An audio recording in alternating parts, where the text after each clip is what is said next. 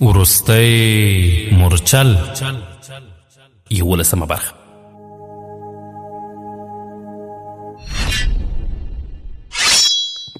د وروستي مورچل د داستان درنو او قدرمنو اوریدونکو، په دې هیله چې ټول به جوړ او روغ یاست. الله رب العزت مو خوشحال لره.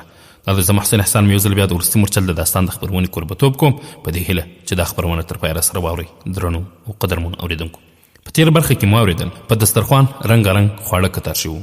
یو حبشي غلام لاس په نامه په یو کوشه کې په ادب ولاړ. دغه دسترخوان د بغداد د کوم امیر له دسترخوانه کم نه و. طاهر چې کښېناست، له اسماعیل نه یې وپوښتل نور میلمانه هم راځي؟ هغه ځواب ورکړ. داسې ځواب یې ورکړ، دا به په نن خپرونه کې واورو انشاء الله تعالی. هغه ځواب ورکړ نه، د نورو میلمنو ډوډۍ بهر میلمستون ته ورستولې ده. خور مې ویل چې ته استراحت ته اړتیا لري او خلکو به ټوله شپه له تا نه پوښتنې کولې، ځکه یې ستا لپاره دلته بندوبست وکړ. د ډوډۍ له خوړلو وروسته طاهر له اسماعیل سره جومات ته لاړ او د ماخستن لمونځ یې ادا کړ. بیرته کوټې ته راستون شو. اسماعیل ته ویل اسماعیل اوس به تا ته خوب درځي، ولاړ شه ویده شه. اسماعیل جګ شو، د کوټې ته دروازې ولاړ، خو بیا یې څه په زړه کې ور وګرځېدل. بیرته را وګرځېد. طاهر ورته ویل ولې څه خبره ده؟ اسماعیل ویل زه بیریږم چې ویده به مې پرېږدې او لاړ به شم. طاهر هغه ته تسلي ورکړه، وویل زه به له تا سره وینم او بیا به روانېږم، ورځه لاړ شه. اسماعیل ډاډه شو او بهر ته ووت. خادم په نغري کې پر اور نور لرګي ور واچول او طاهر له کرسۍ نه جګ شو، په بستره سملاست. له سترګو د خوب نو ورغلی چې اسماعیل بیا ورغی او ورته وویل بابا مې ستا د لیدو لپاره راځي. طاهر جګ شو، کښېناست. لږ ځنډ وروسته یو لنډی منډی سړی کوټې ته ورننوت. طاهر زر جګ شو او لاس یې ورکړ. شیخ عبدالرحمن 2-3 ځلې له سره تر پښو پر طاهر نظر وځغلاوه او بیا له څه مقدمې پرته ویل ستا نوم طاهر دی؟ هو صاحب. عرب یې؟ هو کې. د تاتاریانو د حملې په وخت په قوقند کې وې؟ هو کې. ته هلته څه کول؟ زه د تیمورملک یو سپاهي وم. عبدالرحمن په خواشینۍ سره ویل هغه بدنصیبه هم یو سپاهي و. څوک؟ طاهر وپوښتل. نصرالدین د دغو هلکانو پلار. ما خپلې مېرمنې ته ډېر وویل چې زما لور یو سرتیر ته مه واده کوه. کله چې هغه غریبه مړه کېده، دغه ښاغلي په مصر کې د نصرانیانو په خلاف په جګړه بوخت و. بیا د خراسانشاه د خدمت جذبه پر سر کېد. اوس د هغه د اولادونو انا جاړي. د داسې زوم په اړه له دې پرته د بل خیر راتلو تمه کېدای شي؟ سپاهي یا په جګړه کې مري او یا ټپي کېږي، اوس له ژړا څه ګټه؟ طاهر ځواب ورکړ وبخښئ، د قوم د سرښندیو سپاهیانو په اړه زما نظر ستا له نظر سره یو شان نه دی. عبدالرحمن وویل ته بده مه ګڼه، ما نه غوښتل په دې اړه بحث وکړم. زه یوازې دومره پوهېږم چې عمر مې 80 کاله دی او تر اوسه مې پر بدن یو وړوکی زخم هم نشته. زه یو ځل له یوه سرشوخه آس نه لوېدلی یم. له هغه وروسته تر اوسه پورې پر آس له سپرېدو وړاندې د آس حسب و نسب پوښتم. او زه هغه ځوانانو ته حیران یم چې په وار وار له ټپي کېدو وروسته بیا هم د تورو سره لوبېدل خوښوي. طاهر ویل د قوم عزت او ازادي یوازې د همدغسې ځوانانو په برکت دوام کوي. که د ولس ټول خلک ستا غوندې پر بدن د ګرېدو نه ویرېږي، نو تاتاریان به په دې ځمکه زموږ ساه اخیستل ګران کړي. ته غلط پوه شوې. زه له عادي سرتیر نفرت نه لرم. زما یوازې له هغو خلکو نه ګیله ده چې په کور کې ارام وي، خو دوی د خپلو عزیزانو او دوستانو د ژړولو لپاره د جګړې ډګر ته روانېږي. نصرالدین له داسې کسانو څخه و. طاهر وویل د قوم د عزت او ازادۍ لپاره جګړه د هر سړي ذمواري ده. دلته د خاص او عام خبره نه ده. د خدای جل جلاله په وړاندې د امیر او غریب د وینو قیمت یو دی. بلکې زه خو وایم که ولس آزاد وي نو امیران زیاته ګټه ترې اخلي، ځکه خو د قربانۍ په وخت کې دوی باید له قوم نه وروسته نه بلکې وړاندې وي. عبدالرحمن په بحث کې بې ځوابه غوندې شو او د مزو د بدلولو لپاره اسماعیل ته ویل اسماعیل بچو، ته ځان سرتیري کوې او که سوداګر؟ زه به سرتیری وم خو سوداګر به هم وم. عبدالرحمن پریشانه شو. طاهر ته وکتل او ویل ما ته معلومه شوه چې ته سبا روانېږې؟ هو کې. زه نن روانېدم خو ستا د لیدو په شوق پاتې شوم. ډېر ښه، زه به سهار خامخا در سره ګورم. دا یې وویل او اسماعیل یې تر مټ ونیو او بهر ته ووت. د بالاخانې پر زینو خود بابا لمسۍ ته په لوړ غږ وویل بیا کړه، ما خراسانشاه ته 2 لکه دیناره ورستولي دي. په دې پیسو هغه زیات پوځیان وربلل شي. زما مقصد د سرتیرو توهین نه و. زما مطلب دا و چې سوداګر هم د خپل کاروبار په سمبالولو د هیواد او قوم ښه خدمت کولی شي. که ستا پلار د خراسانشاه لپاره د وینو ورکولو پر ځای زما سره سوداګري په کار او کاروبار کې لاس کړی وای، نو زموږ کاروبار به په لکونو دیناره نور هم پرمختګ کړی و او د خراسانشاه ته به مو زیاته مرسته ورکړې وه. اسماعیل وویل پلارجان مې د خراسانشاه لپاره سر نه دی قربان کړی، هغه زموږ د عزت او ازادۍ لپاره سر ورکړی دی. عبدالرحمن له غوسې نه په ډکه لهجه وویل ځکه خو یې ته یوازې پرېښودې او لاړ. د خدای شکر باسه چې دغه ځوان یې مرستې در ولېږه، که نه نو معلومه نه ده چې پر تاسو به څه راتلل. مګر تا ته دا بحث چا درښودلی؟ راځه.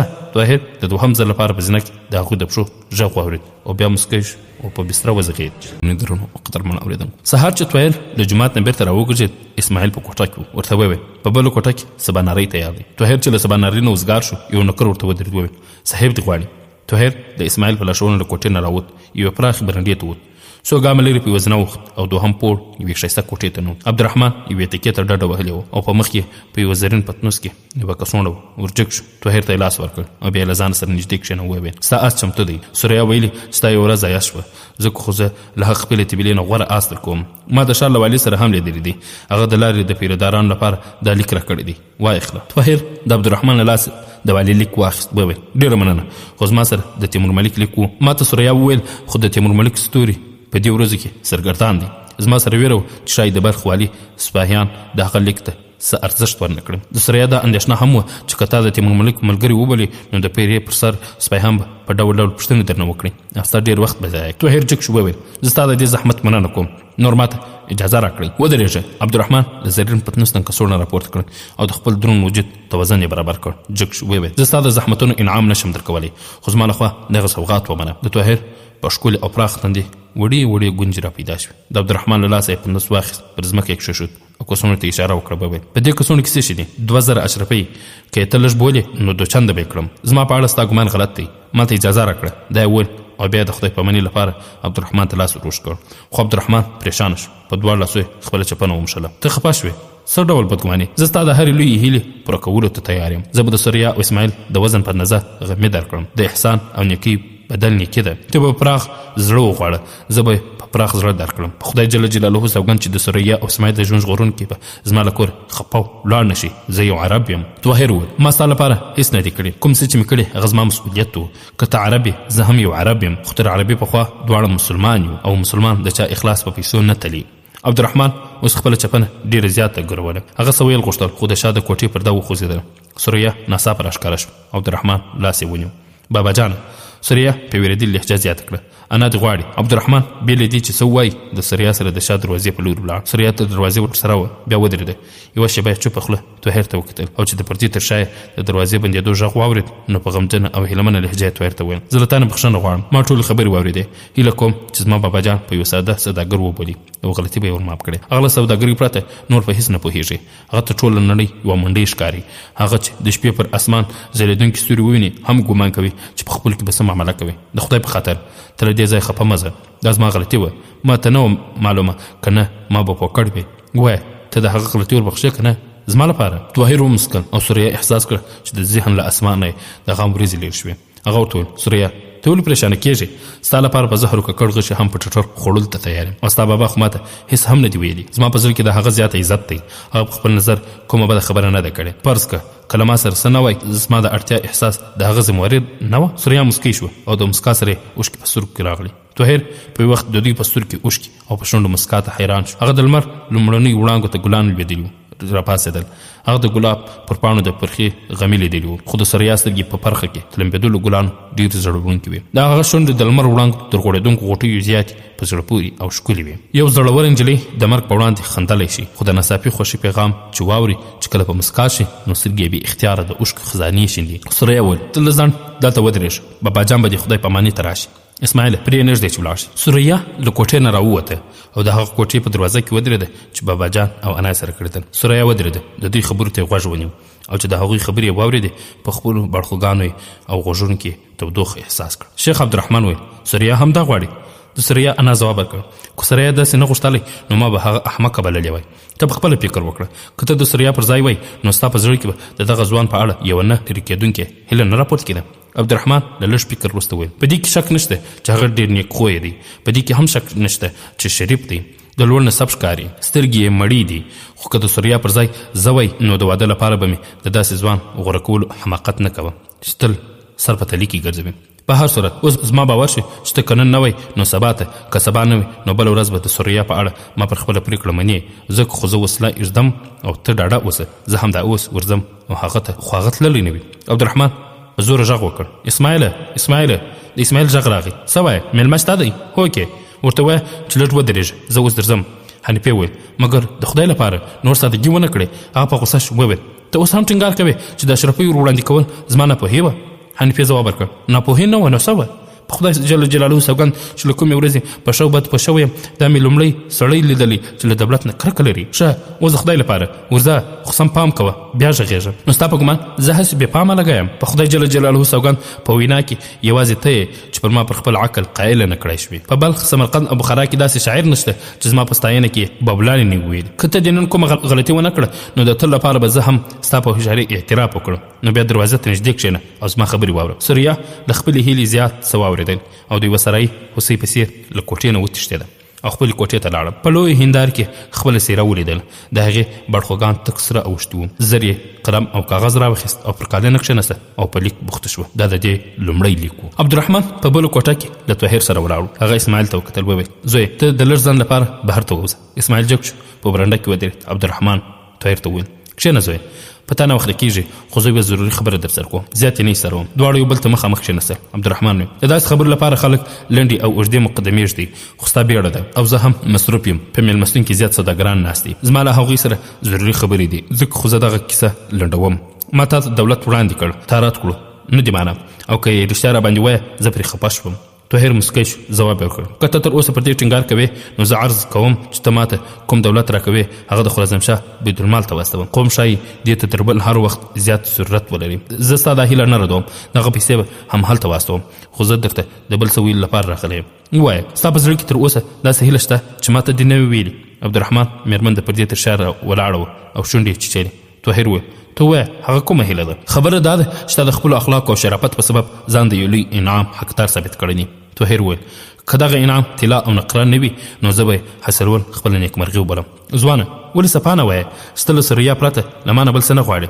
طاهر سترګې کښته واچولې. ولې څه نه وایې؟ شریف ځوان په داسې وخت کې څه نه وایي؟ حنفي دا وویل او له پردې له شانه کوټې ته وننوتل. طاهر په ادب ودرېد.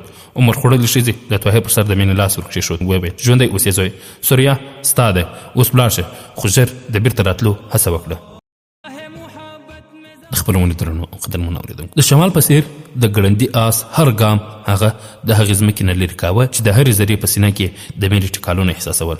د شیخ عبدالرحمن له کور او د بلخ له بازارونو نه چې راووت داسې احساسوله چې په دې ښار کې دی مسافر نه و. د یو بلبل په څېر له یو ګل سره د اشنایي نه وروسته ټول بڼ خپل ګڼي. طاهر هم د بلخ هر څه خپل ښکار کېدل، لکه دی چې دلته ډېره موده اوسېدلی وي او په کلونو کلونو یې په دې فضا کې الوت کړی وي. سوریا چې لومړی ځل په زر وکتله داسې احساس کړه چې له پخوا تصویر په زړه کې و او د هغې غږ یې له کلونو کلونو راهیسې په غوږونو کې کړنګېده او خدای جل جلاله خبر چې له کومه وخته ورسره بلد و. طاهر ته ناڅاپه څه په ذهن کې روږدېدل او په یوه لاس یې هغه کڅوړه ولټوله چې له شانه یې پر زین تړلې وه. ښکلې کڅوړه د ده پر آس د پښې اړولو پر وخت لیدلې وه او اسماعیل ورته ویلي وه چې خورجانې مې دلته د خوراک شیان درته ایښي دي. له ښاره د راوتلو پر وخت دی په خپلو خیالونو کې ډوب شو او تر څو مې له مزله پورې یې کڅوړه ور په زړه نه شوه. دی چې ډاډه شو چې کڅوړه پر زین کلکه تړلې ده بېرته د خیالونو په نړۍ ورننوت. د یوه خوړ غاړې ته چې ورسېد له آس نه پلی شو، په یوه ډبره کېناست.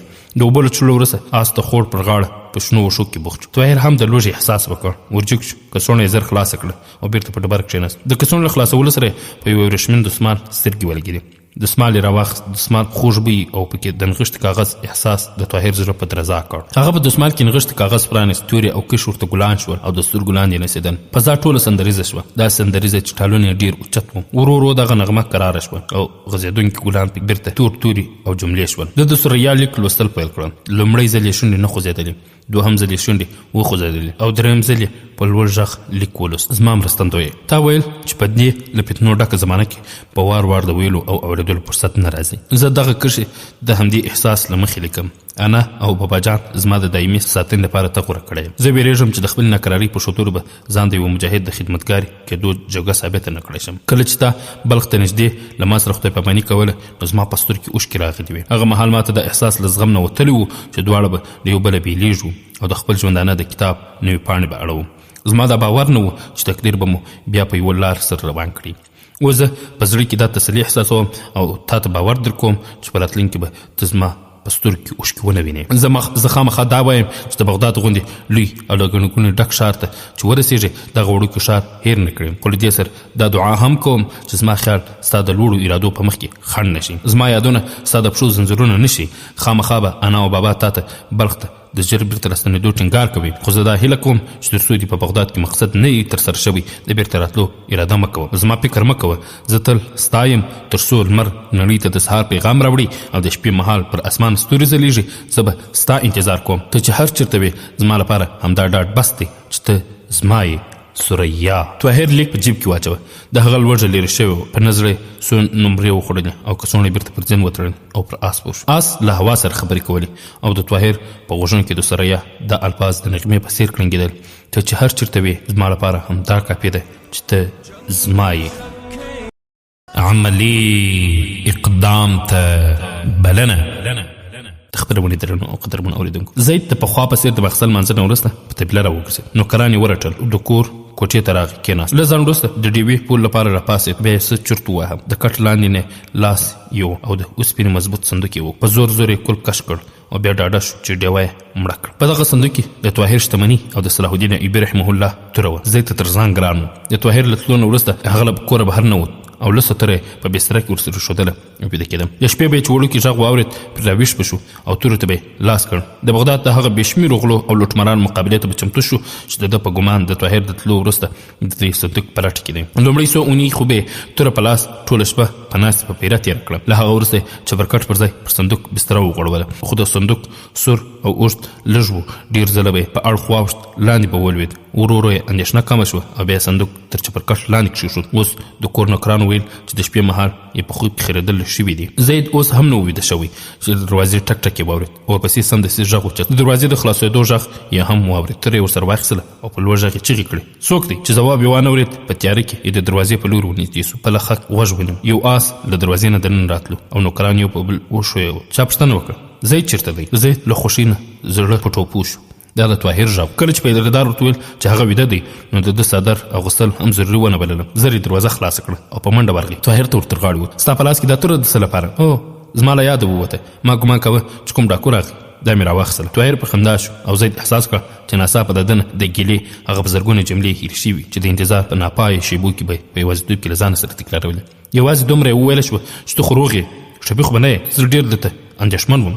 طاهر ځواب ورکړ: زه بالکل روغ یم. ما پرون یوې نجمې نه ستا په اړه پوښتنه وکړه. هغه څه درته ویل؟ اوس که هغه ماته په مخه راغی نو کتابونه به یې سیند ته ورغورځوم. دروغجن، دوکهباز، مکار. بیا هم هغه تا ته څه وویل؟ خدای جل جلاله دې یې خوار کړي. هغه ویل چې ستا ستوري سرګردان دي او ته د تتاریانو په زندان کې او تر څو چې د ستوري دغه سرګرداني پای ته ونه رسېږي را به نه شي. خو دغه سرګرداني به یو کال دننه ختمه شي. ما هغه بې ایمانه ته خوش 15 دیناره ورکړل. هغه ستا په اړه نور هم خوشې تش خبرې راته کولې. طاهر وخندل. پوښتنه وکړه: څه خبرې؟ زید چې نوکران بوخت ولیدل ورو یې په رازدانه لهجه ورته وویل: راځه دننه. طاهر ډوډۍ پخوونکي ته وویل چې ډوډۍ تیاره کړه او له زید سره دننه لاړ. زید ډیوه بله کړه. په رڼا کې د هغه سترګې د طاهر بلا اخیسته. طاهر وویل: ښه خوش خبرې څه وې؟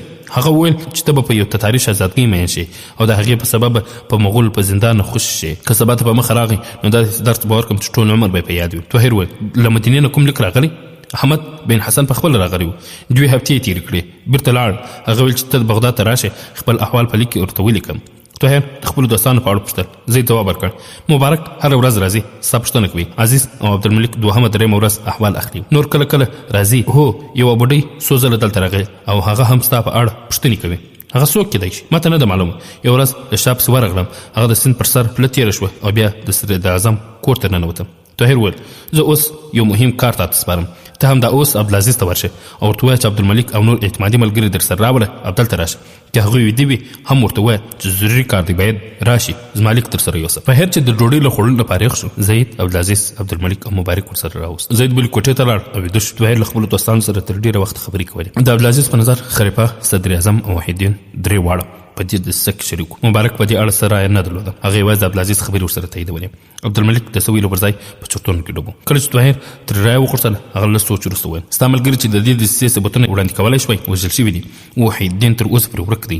د هغه پر ځای د هغه مرستیال محلب بن داود کار کوي تر څو موږ د وحیدالدین احوال معلوم نه کړو. پر چا څه جرم نه سو ثابتولی. که هغه وژل شوی او یا په کومه نامعلومه بندیخانه کې بندي پروت وي نو زه د هغه په اړه دا ویلی شم چې په دې دسیسه کې د هغه هیڅ رول نشته. عبدالعزیز پوښتنه وکړه: ولې؟ عبدالملک ځواب ورکړ: په پرده کې د هغه د وژلو یا بندي کولو علاقه له هغه چا سره ممکنه ده چې د هغه د راڅرګندېدو نه ویرېږي چې راز یې افشا کړي. مثلا خلیفه یا صدر اعظم او یا کوم بل څوک چې د په نامه د دسیسه جوړه کړې ده. د دې پر خلاف که دی په خپله خوښه چېرته غلی شوی وي نو بیا دا خبره ثابته ده چې دی یوازې د دې خبرې ذموار او مسؤل دی. ځکه خو تر څو موږ د وحیدون د ورکېدو راز معلوم نه کړو د دې پیښو یادونه چاته باید ونه کړو. طاهر وویل دغه راز له 3 تنو څخه څرګندېدای شي: خلیفه، صدر اعظم او محلب بن داود. زه محلب ځکه پکې راشریکوم چې د وحیدالدین د ورکېدو نه وروسته په عامو حالاتو کې خلیفه باید د هغه پر مرستیال اعتماد ونه کړي. پر دې سربیره سمدستي د هغه په وزیر کېدو هم شکونه را پیدا کېږي. اوس پوښتنه دا ده چې له دې 3 تنو لومړی له کومې وسره وګورم؟ عبدالملک ویل تر ټولو دمخه د صدر اعظم سره وګورم. د خلیفه په محل کې په داسې رازونو پوهېدونکي د تل لپاره په ځمکه کې ښخېدای شي، خو د صدر اعظم په کور کې لږ تر لږ یو داسې څوک شته چې ته یې د ځان بللی شي. طاهر وپوښتل هغه څوک دی؟ عبدالملک په مسکا ځواب ورکړ هیر ده شو، ما خو ستا لپاره هره دوهمه او درېیمه ورځ خپله مېرمن د صفیې د تسلي لپاره استوله. طاهر وویل له ما سره ستا همدردي خو به د اخلاقي حدود نه بهر نه وي. نه، ما یوازې د یوه دوست ذمواري ترسره کړې. هغه ستا په اړه واقعا ډېره پریشانه و. طاهر وویل ما پر دې څه اعتراض نشته چې مشر ورور مې یې، خو ډاډه اوسه زما له دې نجلۍ سره هېڅ نشته. په هر حال د هغې له تا سره مینه ده، ډېره توده مینه او محبت. زه پر دې خوښ یم چې هغه د دې وړ ده. زما مېرمن هم هغه ډېر ستاینه کوي. څلور واړه ملګري بیا اصلي خبرو ته راوګرځېدل او تر ډېر بحث وروسته دا پرېکړه وشوه چې طاهر تر ټولو دمخه له صدر اعظم سره وګوري. عبدالعزیز همدلته ویده شو. عبدالملک او مبارک خپل کورونو ته ستانه شول. سهار وختي له لمانځه نه وروسته طاهر د صدر اعظم کور ته ورغی. د کور مخې په باغ کې دواړو خواو ته د ګلونو پټي لیدل. ناڅاپه یې د ګلونو په منځ کې یوه ښکلې نجلۍ ولیده. هغه ورو ورو قدم وهه. په لاس کې یې څو ګلان. هغه د یوه بوټي تر څنګ ودرېده، ورټیټه شوه او یو ګل یې راوشکولو. د یوه ګل د راښکولو لپاره یې لاس ور اوږد کړ، خو چې د طاهر د پښو غږ یې واورېد مخ یې ورواړاوه. طاهر په یوه نظر هغه وپېژندله. هماغه غټې غټې شرابي سترګې چې د دجلې د سیند په څنډه کې یې لیدلې وه، هماغه ښکلی مخ چې د سپوږمۍ په رڼا کې د همدې بڼ په یوه څنډه کې لیدلی و. هغه صفیه وه، هماغه صفیه. د طاهر په لیدو د هغه څېره له خوښۍ وغوړېده. د یوې شېبې لپاره طاهر دوه زړی شو، ودرېد، خو بیا اوږده اوږده ګامونه واخیستل او وړاندې لاړ. صدر اعظم چې خبر شو دی د نن وروغوښت، ښه تود روغبړ یې ورسره وکړ او وویل ډېر ځان دې وکړ، زه درنه مایوس شوی وم. څه وخت رسېدلی؟ طاهر لږ په تفصیل د دې پوښتنو ځواب ورکول غوښتل، خو ډېر ژر یې احساس کړه چې د صدر اعظم پام په بل لوري دی. تر مایوسۍ زیات هغه پریشانه شو. د هغه ګمان و صدر اعظم به د ابن اسحاق، کمال او جمیل پوښتنه ترې وکړي، خو هغوی د ده په یاد هم نه و. طاهر لا تر قرم پورې د رسېدو د حال تفصیل نه و بیان کړی. صدر اعظم یې خبره ورغوڅه کړه. وویل د خلیفه لیک یې چې ولوست چنګیز خان څه وویل؟ هغه وویل چې موږ به پر اعظم د یرغل اراده پرېږدو. دروغجن، دوکهباز، هغه شونډې وچیچلې. طاهر لږ فکر وکړ، بیا وویل مګر د چنګیز خان له خبرونو نه داسې ښکارېده چې د خلیفه د بېطرفۍ نه ډاډمن شوی دی. شاید په قرآن کریم کې داسې خلک وي چې چنګیز خان ته دا تسلي ورکړي چې د خرمشاه په اړه د خلیفه ظاهر او باطن یو شان نه دی. دا خو هر احمق ته معلومه ده او زه چنګیز خان احمق نه ګڼم. په هر صورت زه په دې خفه یم چې ته مو هلته واستولې. اوس نو نړیوالو ته د دې ویلو موقع په لاس ورغله چې موږ په چنګیز خان ته ډاډ ورکړ او هغه حوصله مو مضبوطه کړه. د لښکرو د مشر له استعفا سره دغسې شکونه نور هم زور اخلي. د پوځ مشر استعفا ورکړه. صدر اعظم پر دې پوښتنه ټکان وخوړ. وویل چاته تر اوسه په دې اړه څه مه وایه، زه هڅه کوم چې هغه خپل استعفا بیرته واخلي. اوس موږ هغه ته اړتیا ده. طاهر وپوښتل د وحیدالدین څه درک معلوم شو؟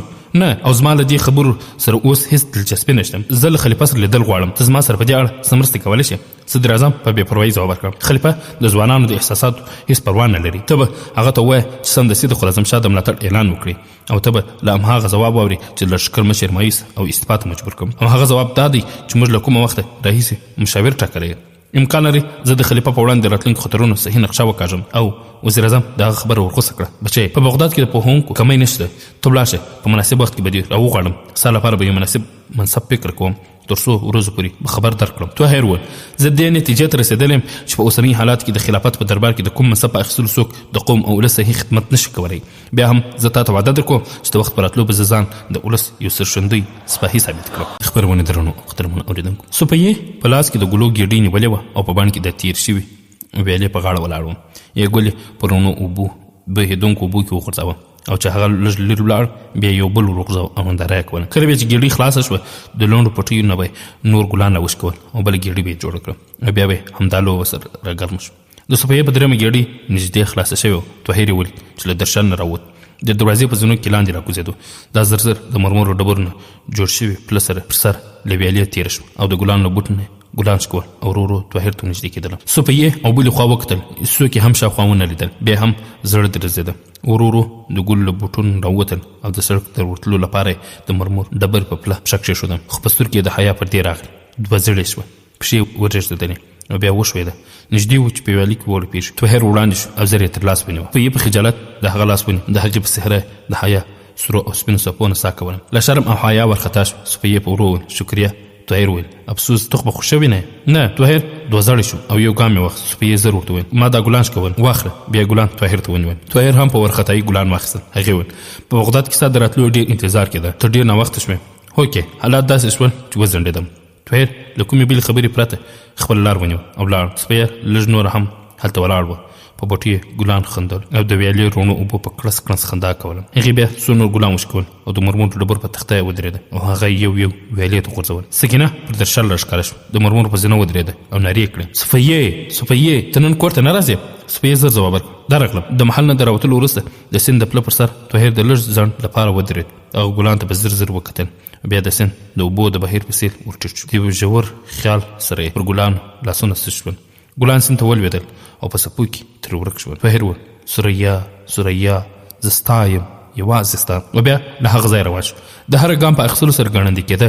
په کور کې عبدالعزیز، عبدالملک، مبارک او افضل د انتظار کوه. هغوی چې دی ولید پوښتنې یې ترې پیل کړې. طاهر په ډاډ پر کرسي کښېناست. وویل زه حیران یم چې دا خبره تر اوسه زما ذهن ته ولې رانغلله چې که موږ د هغه دسیسې اصلي مجرم ونیوو هم د خراسان مصیبت نشي رفع کېدی. امکان لري صدر اعظم د دې کار ذموار وي. دا هم کېدای شي چې د خلیفه په کې لاس وي او دا هم امکان لري چې هغوی دواړه ذموار نه وي. خو دا وخت داسې نه دی چې باید ضایع کړی شي. د تاتاریانو سیلاب ډېر ګړندی پر مخ را روان دی. اوس تر هر څه لوی ضرورت دا دی چې د بغداد اهل د راتلونکو خطرونو نه خبر کړی شي. هغوی د غفلت له خوبه را بیدار کړی شي. په بغداد کې یوې ډلې د بلې او یوې فرقې د بل پر خلاف مرچل جوړ کړي. دوی ته د دې ویلو اړتیا ده چې داسې یو محاذ هم شته چې د کفر ټول طاقتونه راټول شوي او مسلمانانو ته د ټولو قوتونو د ورکولو بلنه ورکوي. زما باور دی چې یو شریک خطر موږ ټولنیز جهاد او هڅو ته اړ کولی شي. په داسې حال کې چې په هغه خلک چې غلي د تاتاریانو ملاتړ کوي برله موږ مخې ته راوبسي. زه غواړم چې اوس د بغداد ته هر جماعت نه یوازې یوه نره اوچته سي او هغه دا چې د تاتاریانو د مقابلې لپاره موږ سره یو یو. تر ټولو د مخه زه بغداد په لوی جماعت کې دا نره اوچتوم. افضل ویل خدای جل جلاله دې وکړي چې بریالي شي. خو له تېرو 2-3 پیړیو راهیسې د بغداد مسلمانان یوازې په خپلو کې د یو بل سر ماتول زده کړي دي. سني د شیعه دښمن دی او شیعه د سني د وینو تږي دي. حنفي، شافعي او مالکي له یو بل سره لاس او ګریوان دي او حنبلي بل خواته ډنګوي. تاسو کوم جماعت ته ولاړ شئ؟ کومې ټولنې ته د خبرو لپاره پاسیږي؟ له تاسو نه به لومړی پوښتنه همدا وي چې جنابه ته له کوم مذهب فرقې سره یې؟ طاهر ځواب ورکړ زما سره د دې ستونزو احساس دی خو زه د دې منلو ته تیار نه یم چې دغه حالات به نور هم دوام وکړي. د شریک خطر احساس دغه اختلاف لرې کولی شي. افضل ویل د دې ذمواري زموږ د هغو ټنبلو او لټو علماو ده چې هیڅ هدف نه لري. خو نن هغوی ته دا ویل کېدای شي چې تاسو دا مقابله له داسې چا سره ده چې د هر کلمه ویونکي دښمن دی. ستاسو د خپلواکۍ ډېوه مړه کېدونکې ده. موږ دې علماو ته ویلی شو چې تاسو مسلمانان یو له بل سره وجنګېدل. اوس کفار په میدان کې درته د مقابلې چیغې وهي. زما باور دی چې خلک به هغوی میدان ته په زور راکاش. عبدالعزیز او عبدالملک هم په دې بحث کې برخه واخیستله. بالاخره دا پریکړه وشوه چې طاهر به د جمعې په ورځ د بغداد خلک د خراسان د خلکو له حالت نه خبروي او له دې نه وړاندې به دا خبره مشهوره وي چې یو سړی د بغداد د ولس په نامه د ذموار د خراسان د مظلوم مسلمانانو پیغام راوړی دی. له جګېدو نه وړاندې عبدالعزیز وویل د وروستي مرسل داستان درنو قدرمنو اورېدونکو دا چې عبدالعزیز څه وویل دا به په راتلونکي خپرونه کې واورو انشاء الله تعالی. دا خبرونه ما محسن احسان چمتو تاسو ته وړاندې کړه. در بیا ستاسو په درنه حضور کې حاضر یو تاسو ټول په الله جل جلاله سپارو. السلام علیکم ورحمت الله وبرکاته.